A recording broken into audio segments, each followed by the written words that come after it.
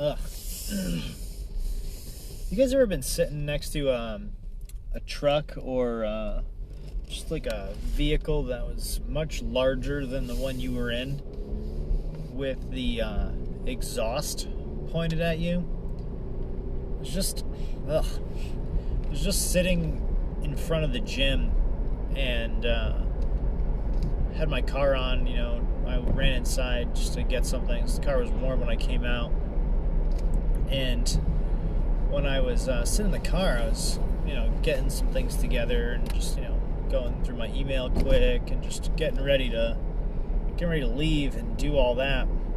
And I was like, what the fuck? Why does my car smell like exhaust or something? It smells terrible. It's extra hot in there, and I don't know, it was really bothering me. And I realized that the truck that was directly next to me has its exhaust pipes face out to the side. It's like a box truck, and it was just pushing exhaust into my car. I was like, oh, that makes sense. I don't know, it's gross. Now I'm like all discombobulated, I'm all fucked up. So, trying to get myself together. Pretty good updates from this past weekend for those of you that are interested.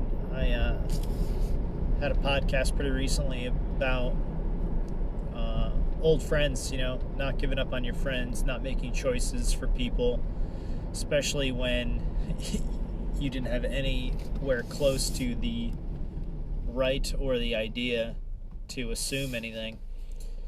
And so the update is I saw one of my two of my best friends from high school this past weekend, and let me tell you, it was awesome. It was crazy to talk to these guys, and they had listened to the podcast, and so that was pretty moving.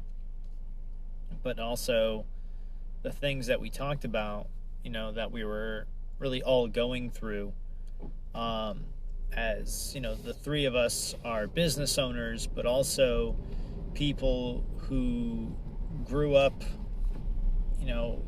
in a way where having close friends like that was really important.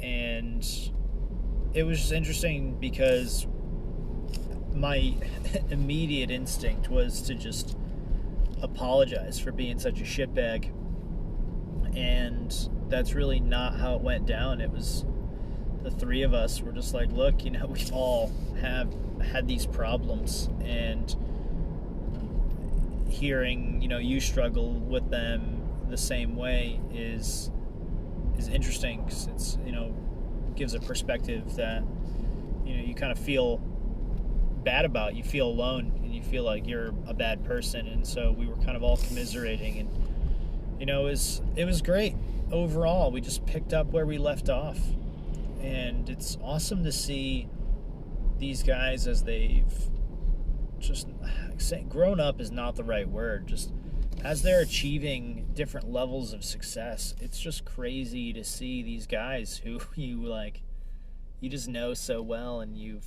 watched them develop, and all the dumb shit that you did when you were kids, and you see kind of what that turns into, and it just shows you everybody's got a shot. Everybody can do any number of things, and it's pretty incredible. So I was really happy about that. I had a great weekend. They were a big part of why it was so great, and it was a lot of fun overall. So thank you guys for that. Dan and Andrew, those guys, they're the best, man.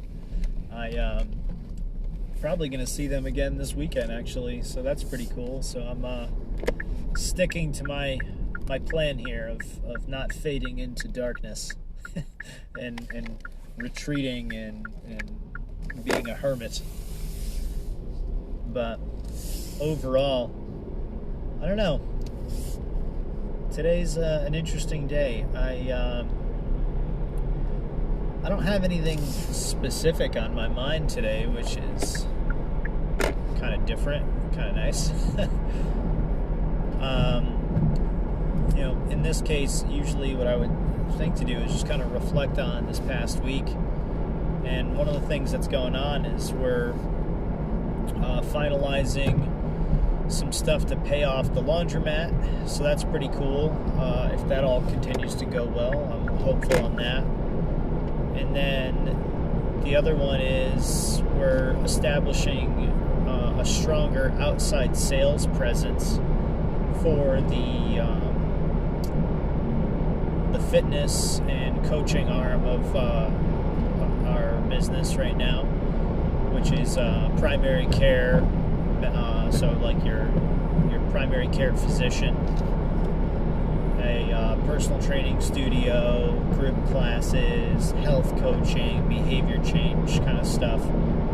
So all that is going really well, and we're establishing some outside sales protocols right now, and that's going really, really well. Just kind of the boots on the ground style marketing, where you just got to go out and you got to talk to real people, and that's really important for our business, for a service-based business. It's very relationship driven, so I'm really excited about that.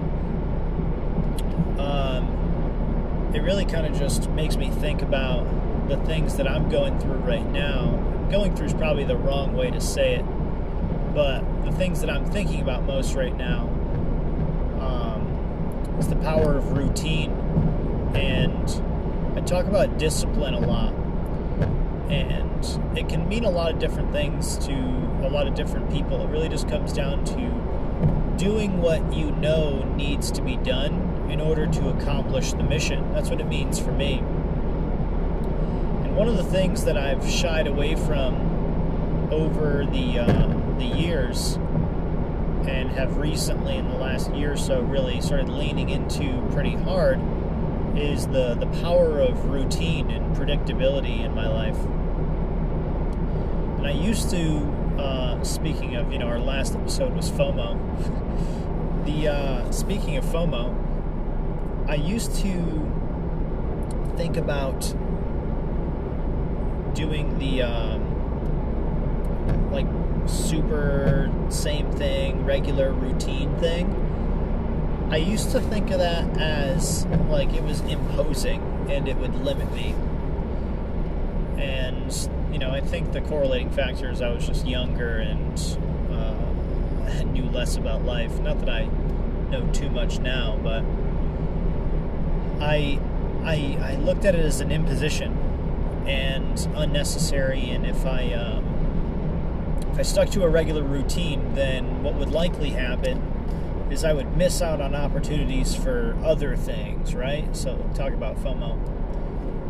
And the more and more I grow as a business person, as just a lifelong learner, whatever you want to call it, the more and more I grow, the more I realize that having good morning and night routines can save you so much time and make you so productive, but it also forces you to prioritize the things that you personally need in order to be successful. And it kind of is a callback to another episode where we talked about that, where you end up wasting time and choosing things, they choose you rather. You spend time on things that you didn't intend to, or you didn't actually want to, and so you end up wasting your free time. With a solid routine, you end up structuring your life in a way that puts you and your needs first. And it makes a lot of sense to me now, especially because if I'm not good, if I'm not running at 100%, right? If I'm not as good as I can be, then other people are going to suffer as a result, because I have plenty of other people who work with me and who work, for my business, and I'm still very involved with the day-to-day. So if I am not operating at 100%, they're the ones who suffer, because I'm the one who's slow or not prepared or not rested, or I haven't thought things through all the way. I haven't given myself the time that I need or the resources that I need in order to do all of those things at my top end, at my peak. And I kind of think that that's just not fair. If I'm going to be an impedance on other people's lives when I'm supposed to be a resource. So what I mean by that is, I'll give you an example. I now try to wake up, regardless of when I have to be up. I try to wake up at the same time every day. And now, part of my job, I still do some personal training. And so that creates a variability in my schedule. I still do some personal training early in the morning. I still train a good few days of the week, most days of the week, at 6 a.m. for a couple hours at least. And that creates a variability in my schedule. On some days, I don't have to get up that early. But if I don't do that, my routine gets all fucked up. I don't do some things on some days and I do on other days. And so I've really identified some of the things that make me feel really good. Or maybe not even making me feel really good as much as forcing myself to do those things. I have to do them. I have no choice. And one example is I really have to meditate in the morning. Some people are going to be like, oh great, here we go.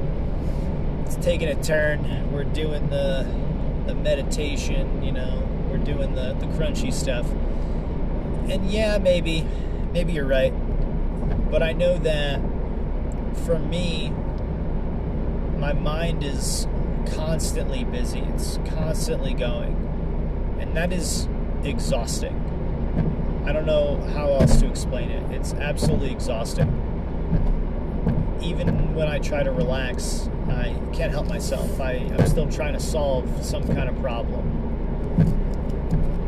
And so I found, based off of a couple of recommendations, a couple of books, a couple of podcasts, it finally kind of got driven into me that I should really try this. And it wasn't until I gave it a shot for a couple of weeks that I realized, like, holy shit, this is really hard. Intentionally quieting your mind and just being still, and just drawing your attention back to something as simple as your breathing is incredibly challenging for me. But I have found that it makes me very aware of how crazy my mind can be.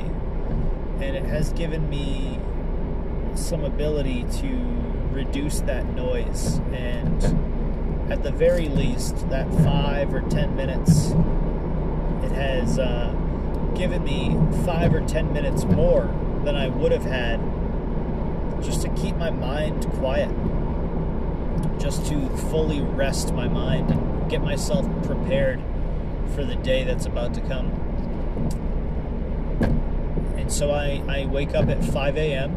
every day, and I do this, 5 minutes of meditation is part of my routine. And I set a timer for those things, so that way I use all of my time with intention, but also, so in the back of my mind, I know that it's a finite amount of time. It's going to go away, which means that I can anticipate it. And for me, that's good, because I have so many things that I want to do. I just want to get up and going, that I'll FOMO myself to death. I will convince myself that I could be using the time more efficiently. I'm wasting time. How long am I going to be here for? What happens here? It removes all of those questions. And so that 5-minute timer goes off, and it always feels like, oh wow, I could have gone longer. I could do more. I kind of want to do more. And then that's my choice. But then I set another timer and I do a little journaling. I write about things that I'm grateful for. I write about what's going on in my life. I write about what I've got happening with my family or with the businesses. And I just take that opportunity to write those things out. Same thing, I put a timer on. I usually do 10 minutes because I write super slow. But I still, for whatever reason, prefer handwritten things over typing things. So that's just what works for me. The next thing that I like to do is I set up what my top 5 most important things for the day are. And I take 10 minutes here as well, so you're going to see a theme. Like, the timer is super necessary for me. Maybe it's because I'm nuts, or maybe because that's just like a productivity hack that I found works really well for me. But I find that when I do that, it's elite. You know, I use my time super well, and I'm not anxious about spending the time on something that isn't directly creating or benefiting me in a business sense. So I'll identify over that 10 minutes my top 5. And the goal here is to say, all right, if I accomplish nothing else today except for these 5 things, it will be a good day. I'll be able to say, you've passed. You know, you did well enough to pass today. So I identify those top 5. And those things tend to be, at least 2 of them tend to be really consistent, really similar. One of them is always, I try to have a positive and productive conversation with someone on my team. And I try to always accomplish some kind of exercise. Just moving my body, even if it's a recovery day, whether it's stretching or if it's powerlifting or if it's hitting the fan bike or pushing the sled, just something for that day, because I know how good exercise makes me feel. So those are typically 2 of my top 5. And then the other 3 tend to be something that moves the pile forward, if you will, some type of project that I might be working on. A good example is recently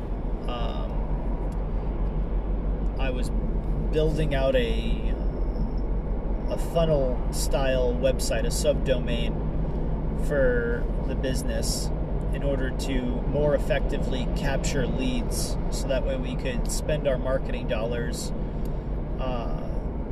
more intelligently, if that's, I don't know if that's grammatically correct, but we're trying to do it smarter. And so this particular funnel page, it was basically a mini website that we would use for outside marketing, paid marketing.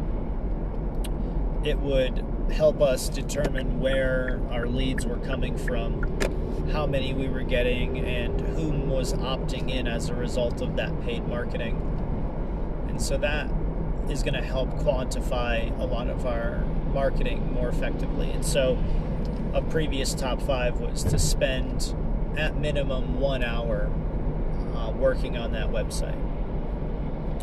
And again, there's the timer. So those additional top 3 are usually business related, and the other 2 are kind of personally related,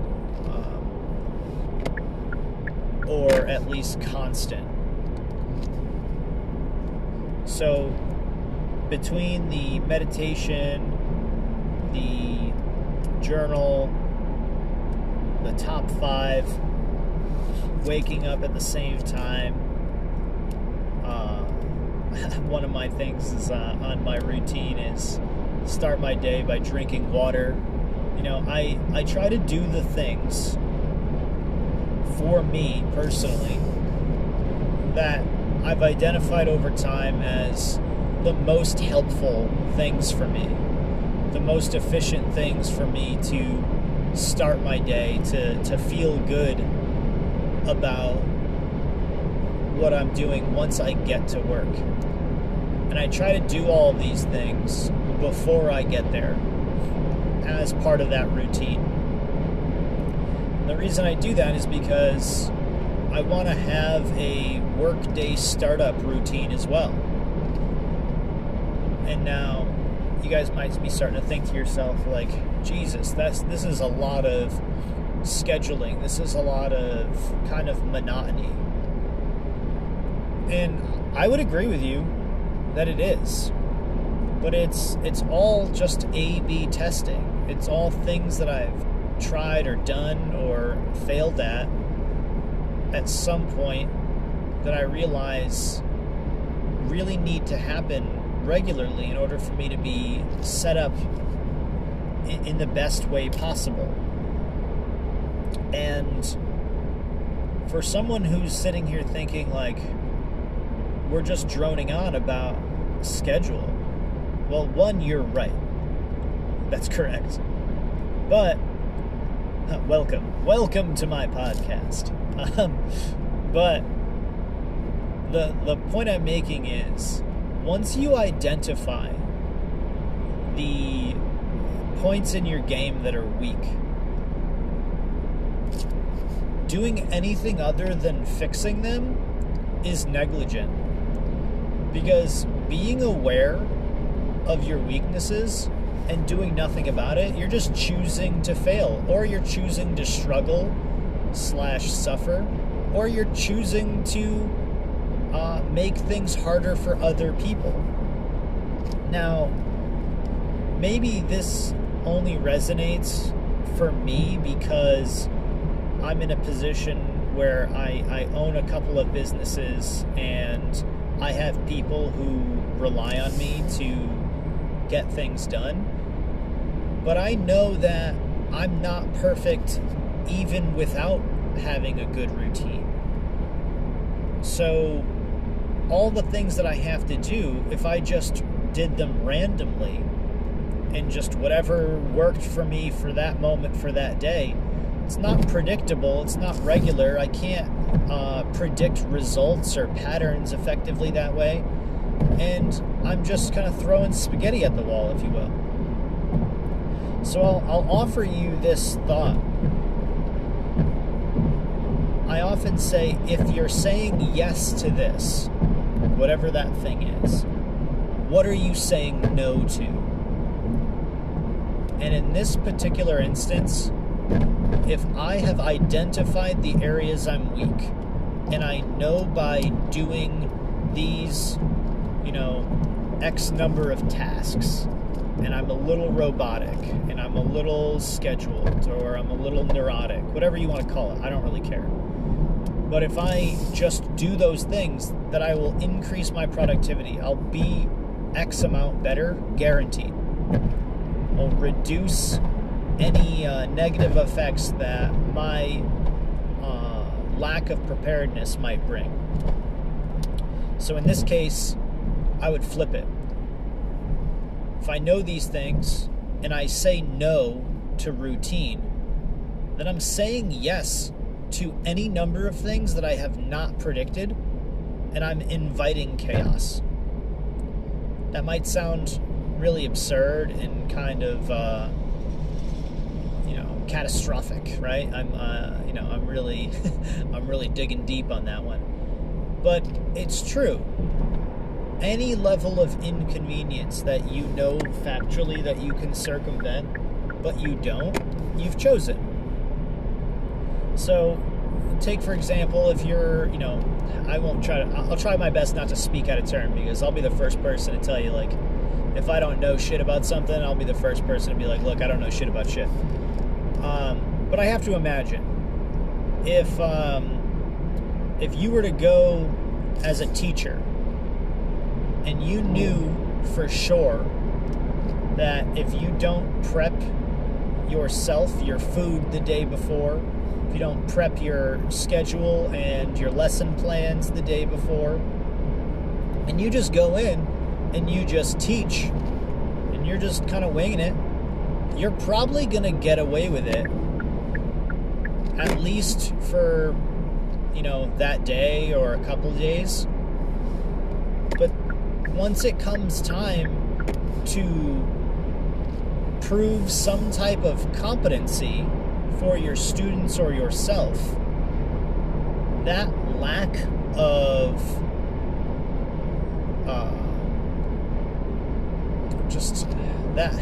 how do I want to put this?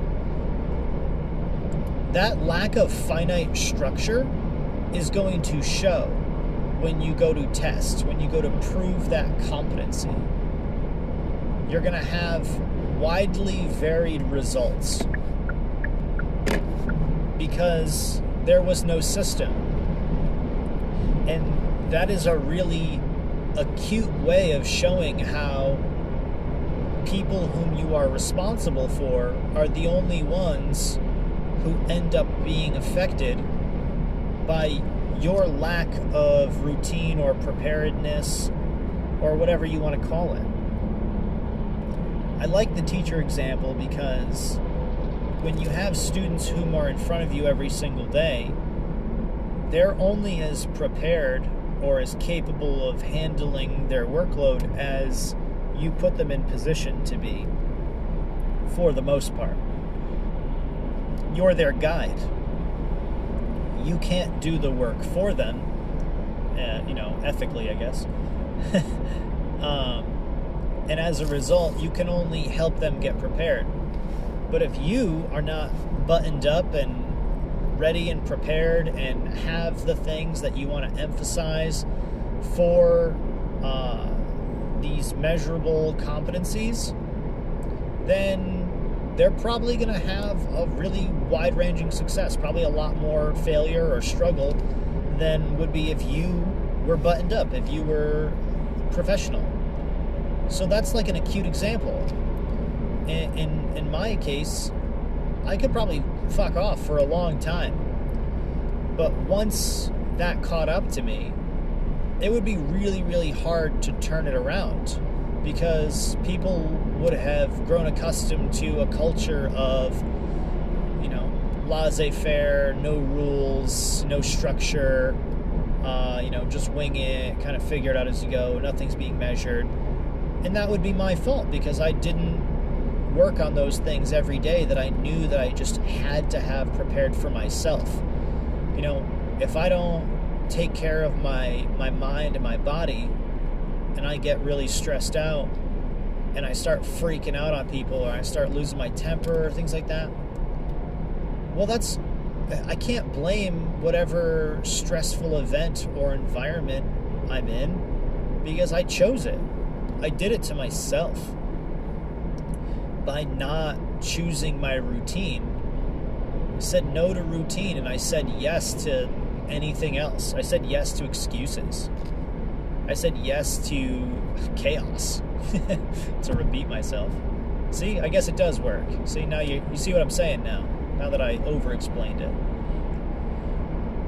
But that's my real serious thought on that with regard to a routine. And it stretches down, and I'll give you some examples just because, we're already in this. Some examples of a good, startup routine would be having the things prepared that I know I need to have prepared. I would look through my emails. I would go through yesterday's unfinished task list. I would be sure to check over my calendar and my schedule just to make sure that something didn't pop up or I overlooked something, or just to be reminded a little bit to be like, okay, yeah, I'm in the right headspace for this thing. For me, those are real examples of once I get in, what do I need to do? Well, I'm going to drink more water. I'm going to sit down, have a little bit of coffee. I'm going to take 5 minutes with my timer, and I'm just going to get my head right. Not necessarily meditate as much as just get myself into work mode, if you will. I'm going to go through my emails, and I'm going to see if anything came through last night / from this morning. I'm going to go through my task list that I make for myself. I'm going to go through my planner for my team and just see how are things going, and as far as any upcoming items that are due, anything that I have unfinished for myself. I'm going to look at the whole week as far as meetings and just make sure that I have my schedule together. I'm just doing a lot of prep work. I'm just making sure that I have done the right things to this point, and I'm getting myself into that right headspace. So that good pre-work routine, I'm already there. And then there's the nightly routine. And now you guys are like, wow, you are nuts. Derek, you're nuts. And to that, I would say, yes. But the point is that I have taken the time, I have gone through the struggle, I've gone through the failure, and I have identified the things that do not work well for me. And having unplanned, undesignated time where I just fuck off or just do whatever I think is best at that moment only works in that moment. It does not help me move forward in a reasonable, measurable, consistent way. And I just truly believe that that is completely unfair to my partners, to my team members, to our clients and patients. It's unfair for me to not give all of myself when I know that if I do these things, I absolutely can. And it is not an impedance on my life. It doesn't make me feel bad. In fact, it makes me feel really good. It makes sure that I get all of my things done. I feel good that I'm maximally productive. There's nothing wrong with that. That's not being a workaholic or an obsessive or anything. It's being a high achiever. And people need that. Society requires it. If you don't have people who want to do well, what are you going to have? People who don't want to do well, or people who want to do mediocre? That's not a service that people want, and arguably, it's not a service people need. A mediocre one. That's why the free market works so well. And this is my way of hedging my bet, if you will, in being incredibly competitive in that market. These very tiny little things that I have been able to identify about myself specifically are what help me push the pile forward, if you will. So I suppose now that we're like 30-ish minutes into this, I could probably just identify that, hey, if you weren't clear already, this episode is about identifying your weak points and creating some structure for yourself, so that way you can do a better job.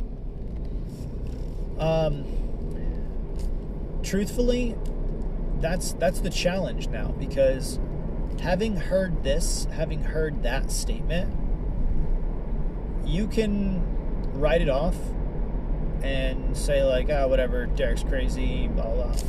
And I don't care, because honestly, unless we're like close and your success means something to me, until I know you, I don't know what you're going through, and you don't know what I'm going through. Point is, I feel good about what I'm doing, and I know this works for me. So you kind of get the challenge now. And the challenge is, now that you've heard these things, you've heard these statements, the challenge is, if you know that you struggle with something and it is affecting the quality of effort or work or productivity that you are putting out for yourself, whether it be personally or professionally, if you know what those things are and you do nothing about it, shame on you. You're choosing it.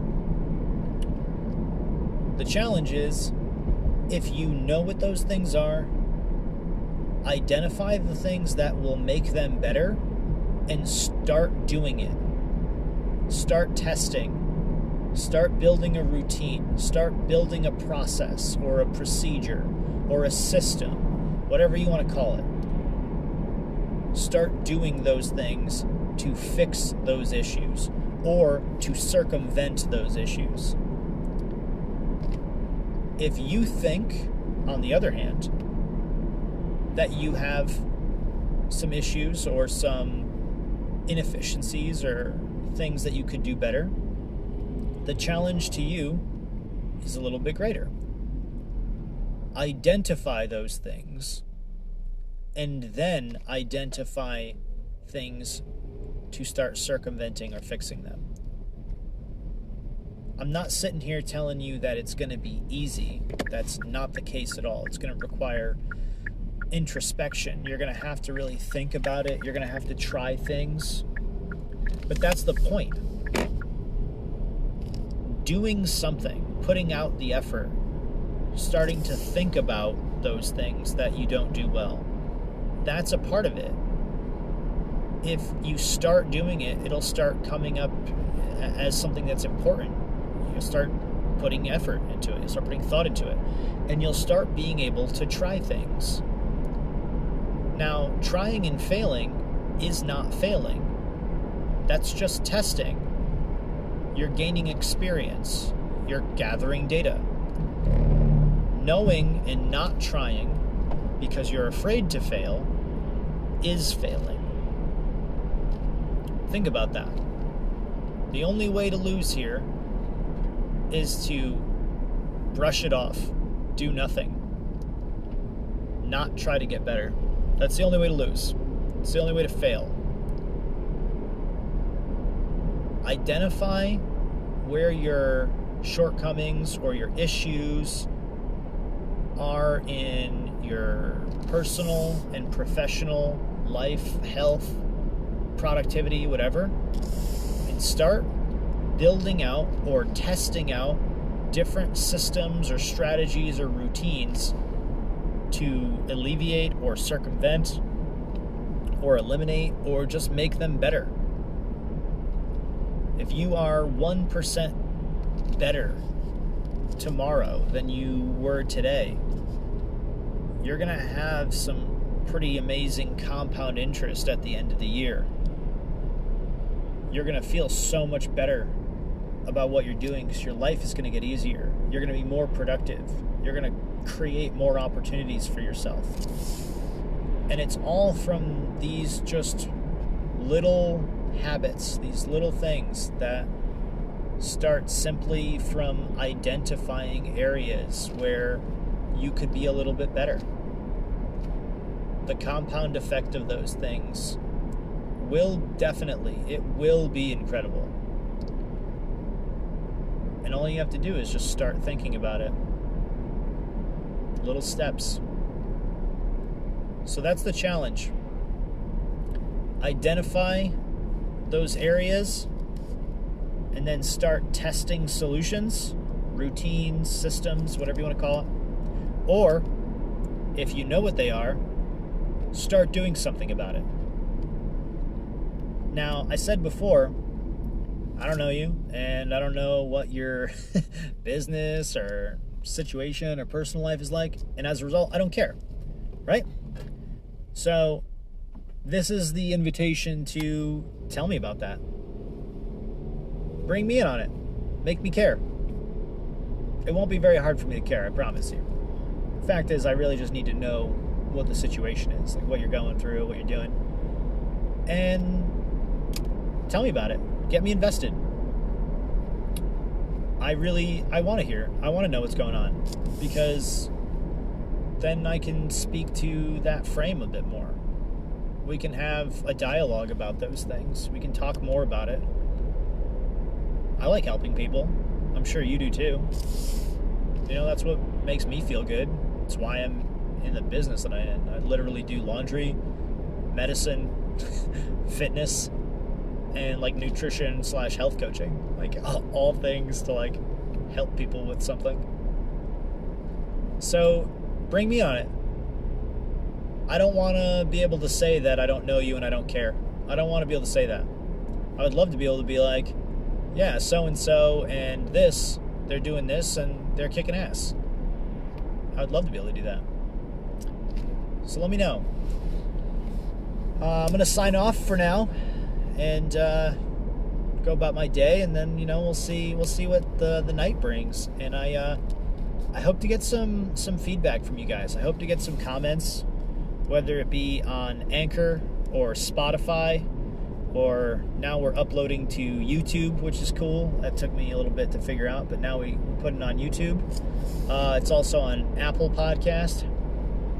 So send me some comments or just direct message me on Instagram or Facebook. I really want to know. I really do. I really mean that. Make me care. For now, that's all. Thank you guys, as always. I'm constantly I can't even believe how many people give a shit enough to tune in and listen and comment and all that. But it's honestly, it's super moving, and I appreciate every one of you guys. If the audience doesn't grow by a single person, from here on out, I'll still be completely beside myself and humble. I'm doing this almost exclusively for me and the people who've reached out to tell me about how this makes them think about certain things and that they want to be involved. It really means a lot. And so, I just want to call those people out. Nikki G, I really appreciate you. Both Sam and Ben Grace, that was so incredibly unexpected, and I was so happy about it. And Ramazan, some of these guys, of course, Dan and Andrew, Colin, one of my partners, listening to it. I love you guys, and thank you very much for your support. For now, that's my rant about routine and, just being better. Because if you don't, and you listen to this, now you're choosing it. Thanks, guys. This is the Marset Perspective. I'll talk to you later. Thank you.